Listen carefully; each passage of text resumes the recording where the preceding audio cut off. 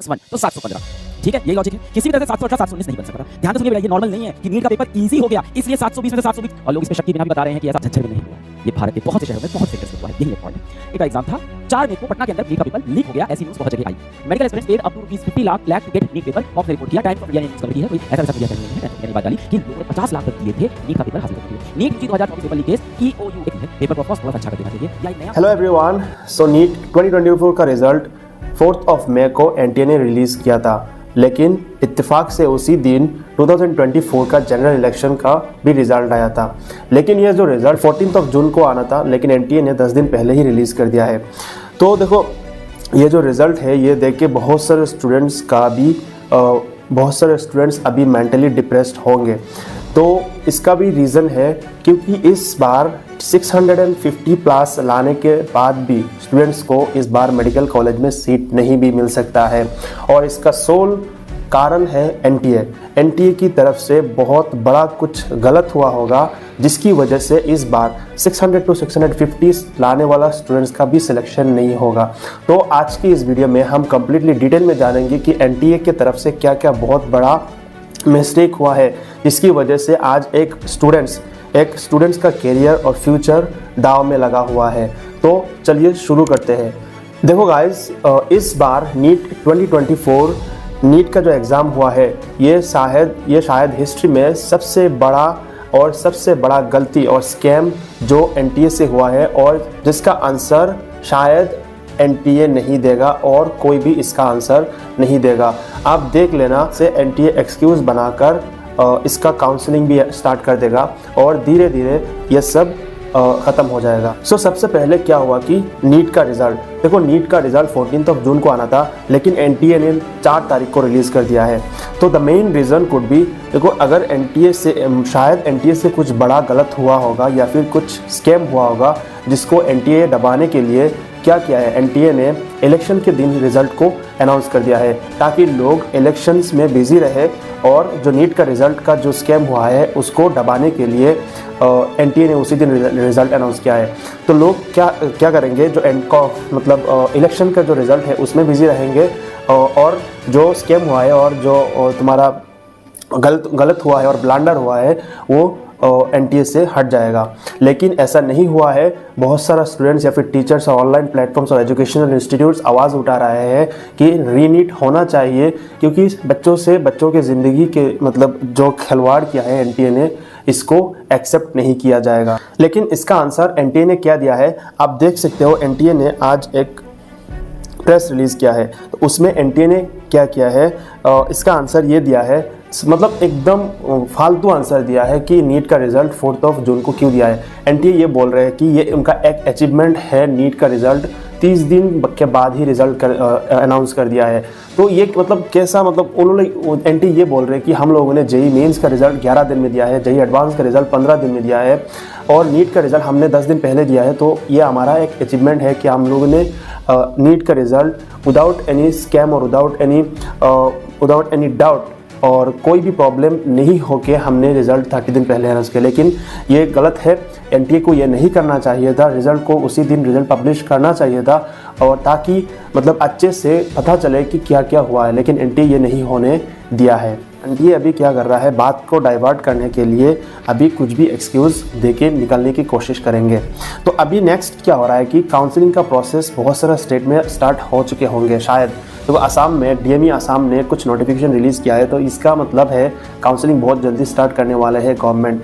तो देखो असम में जो काउंसलिंग नोटिफिकेशन रिलीज़ हुआ है, इसका रीज़न यही हो सकता है कि एनटीए चाह रहे हैं कि जल्दी से जल्दी काउंसलिंग स्टार्ट करके नीट का रिज़ल्ट होकर स्टूडेंट्स को एडमिशन देके इस बात को या फिर इस स्कैम को वो लोग छुपाना चाहते हैं। तो शायद ये एनटीए की तरफ से ये कोशिश हो रहा है कि स्टूडेंट्स कहीं सुप्रीम कोर्ट में या फिर किसी भी कोर्ट में जाके केस कंप्लेंट फाइल ना करें, इसलिए वो लोग काउंसलिंग भी जल्दी से स्टार्ट कर सकते हैं। सबसे बड़ा चीज़ है पेपर लीक। देखो नीट का एग्ज़ाम जिस दिन हुआ है उसी दिन पता चल चुका है कि पेपर का लीक हुआ है। तो पेपर का लीक बहुत इम्पोर्टेंट है। शायद इस बार पेपर का लीक मास में हुआ होगा, इसलिए बहुत सारे स्टूडेंट्स को पेपर शायद मिल गया होगा पहले, जिसकी वजह से बहुत सारे स्टूडेंट्स को अच्छे मार्क्स मिल रहा है।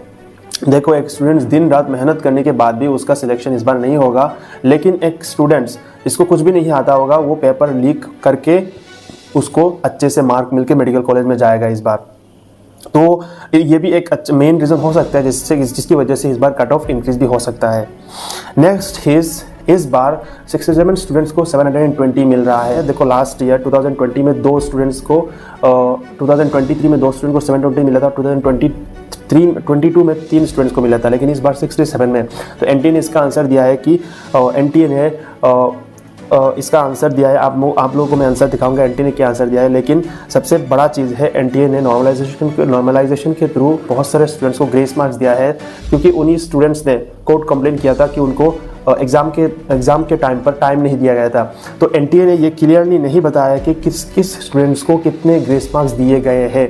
तो ये क्यों छुपाया? अगर ग्रेस मार्क्स दिया है तो ये भी बोलना चाहिए था कि एक क्वेश्चन में कितना ग्रेस मार्क्स दिया है। सिर्फ और सिर्फ ये बोल दिया कि इनको ग्रेस मार्क्स दिया है और कितने स्टूडेंट्स को दिया है, तो ये भी बोलना चाहिए। तो ये देखो बहुत बड़ा गलत हुआ है स्टूडेंट्स के साथ। देखो एक अच्छा स्टूडेंट जिसका सिलेक्शन 650 में 640 में होना चाहिए था, इस बार उसका सिलेक्शन नहीं होगा। तो ये मतलब बहुत ही दुख की बात है कि मतलब एक स्टूडेंट्स उसने कितना मेहनत किया होगा मेडिकल कॉलेज में सीट। देखो अभी सुसाइड का केस भी बढ़ेगा। मैंने बहुत सारा वीडियोस देखा है कि बहुत सारे स्टूडेंट्स ने सुसाइड किया है अभी इसी रिज़ल्ट को देखकर। तो ये एनटीए की तरफ से बहुत बड़ा मिस्टेक हुआ है, जिसका एक्सेप्टेंस एनटीए खुद नहीं करेगा, आप देख लेना। नेक्स्ट है 8 स्टूडेंट्स को सेम सेंटर या फिर नियर बाई सेंटर से सेम मार्क्स आ रहा है, 720 मार्क्स आ रहा है। तो ये कोई इत्तेफाक नहीं है। देखो सेम सेंटर्स में और उन सभी स्टूडेंट्स का कोई सारनेम नहीं है। ये भी एक मतलब आप समझ सकते हो, एक रिलेट कर सकते हो कि क्या इन स्टूडेंट्स का ये कहाँ से आए हैं, और ये स्टूडेंट्स जिनका 720 आ रहा है तो इन स्टूडेंट्स का मतलब क्या लिंक है, इसका आंसर भी एनटीए ने नहीं दिया है। शायद ये मतलब इसमें भी कुछ बड़ा कुछ हुआ होगा या फिर कुछ गलती हुआ होगा जिसकी वजह से इन स्टूडेंट्स का 720 आउट ऑफ 720 आ रहा है।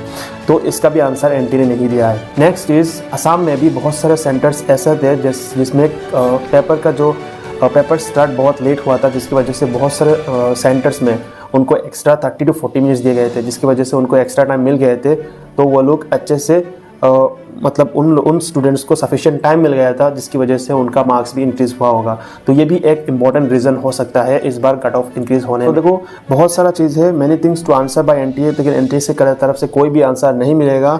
सबसे पहला चीज़ 67 student 720 marks. Next 718 by grace marks. तो ये नॉर्मलाइजेशन के थ्रू दिया गया है। तो ये कैसे पॉसिबल हो सकता है, कितना ग्रेस मार्क्स दिया है, मतलब एक क्वेश्चन में कितना ग्रेस मार्क्स दिया है, इसका भी आंसर एनटीए ने नहीं दिया है। फिर 8 स्टूडेंट्स 720 मार्क्स फ्रॉम सेम और नियर बाई सेंटर्स। 9 सारनेम्स, इसका भी कोई कोरिलेशंस है। Paper leaks in many centres, result on date of elections. फिर प्रोसेस ऑफ काउंसलिंग जल्दी से स्टार्ट होने वाला है। देखो एक और चीज़ है, एनटीए ने आंसर दिया है मतलब 67 स्टूडेंट्स कैसे 720 मार्क्स लाए हैं। 44 on account of the revision in one answer key of physics and 6 are on account of compensatory marks for loss of time। NTA बोल रहे हैं कि 6 स्टूडेंट्स को उनको टाइम नहीं मिला था एग्ज़ाम्स में, उनको लेट से स्टार्ट करने दिया है, जिसकी वजह से उनको ग्रेस मार्क्स दिया गया है। फिर 44 स्टूडेंट्स को रिवीजन आंसर की फिजिक्स में एक रिवाइज आंसर की रिलीज़ हुआ था, उसकी वजह से दिया है। क्योंकि एनटीए ने क्या किया है, एक चैलेंजेस के बाद एक क्वेश्चन में 2 ऑप्शंस को करेक्ट मान लिया था। इसके वजह से उन्होंने बहुत सारे स्टूडेंट्स का 715 हो रहा था, तो एनटीए ने उनको 720 दिया था, क्योंकि उन्होंने 2 ऑप्शंस करेक्ट माना था। तो ये रीज़न एनटीए ने बताया कि, लेकिन ये मतलब उतना सच और सही नहीं लग रहा है कि लगता है एनटीए ने कुछ मतलब एक्सक्यूज़ के लिए ये रीज़न दिया है। देखो फाइनली मैं एक चीज़ बोल सकता हूँ, अभी इस मामले को एनटीए दबाने के लिए कुछ भी कर सकता है। चाहे वो काउंसलिंग जल्दी से जल्दी स्टार्ट करके एडमिशन का प्रोसेस भी स्टार्ट कर सकता है। तो ये बहुत बड़ा मतलब एक ब्लंडर हुआ है एनटीए की तरफ से। अभी इस साल बहुत सारा सुसाइड का केस देखने को मिलेगा और बहुत सारा मतलब स्टूडेंट्स डिप्रेशन में चले जाएंगे, और बहुत सारा स्टूडेंट शायद इस बार से नेक्स्ट ईयर प्रिपरेशन करना भी छोड़ देंगे। तो ये एक बहुत ही घटिया हरकत है एनटीए की तरफ से। देखो इतना बड़ा कंट्री है, एक एग्ज़ाम 25 लाख स्टूडेंट्स एग्ज़ाम दे रहे हैं, ये मैनेज नहीं कर सकते हैं। तो गवर्नमेंट को ये चीज़ अच्छे से ध्यान रखना है कि एग्ज़ाम को कैसे कैसे कंडक्ट किया जाता है। मैं मानता हूँ बहुत सारे स्टूडेंट्स एग्ज़ाम दे रहे हैं तो इसमें कुछ ना कुछ फ्लॉज निकल के आएगा, लेकिन इतना मास में पेपर लीक हो रहा है और मास में बहुत कुछ हुआ है जो हमें नहीं पता है, लेकिन कुछ तो हुआ होगा जिसकी वजह से एनटीए मजबूर हुआ होगा, जिसकी वजह से उन्होंने 4 जून को इलेक्शन के दिन रिजल्ट अनाउंस किया है। तो इसका मेन प्रूफ है जो स्कैम हुआ है 4 जून में इलेक्शन के दिन रिजल्ट अनाउंस हुआ है, तो ये मेन प्रूफ है। अगर कुछ नहीं हुआ होता तो एनटीए को 14 जून में रिजल्ट अनाउंस करना चाहिए था। तो मुझे इसी चीज़ को एड्रेस करना था और आई होप मैं इस चीज़ को अच्छे से आप लोगों को साथ शेयर कर पाया हूँ कि एनटीए की तरफ से क्या क्या गलती हुआ है, जिसका आंसर शायद एनटीए से हमें नहीं मिलेगा। तो मिलते हैं नेक्स्ट वीडियो के साथ। Bye everyone.